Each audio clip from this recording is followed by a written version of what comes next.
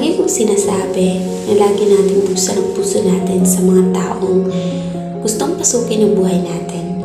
Pero mas na-realize ko na hindi pala dapat. Kala ko noon, kapag laging nakabukas ang pinto ng puso, mahahanap ko ang taong para dito, para sa puso ko. Pero mali pala ako. Mas lalo lang akong nasaktan, napagtripan, di minahal ng tama.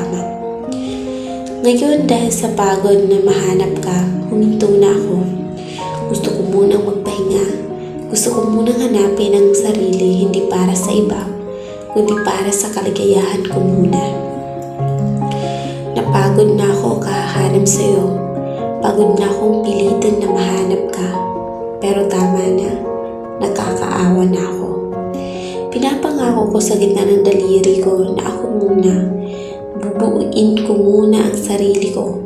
Hahanapin ko muna ang ako. Na kahit umalis man lahat ng taong makilala at kakilala ko, hindi na ganun kasakit ang mararamdaman ko. Dahil kaya ko na wala kayo. Kahit mag-isa na lang ako.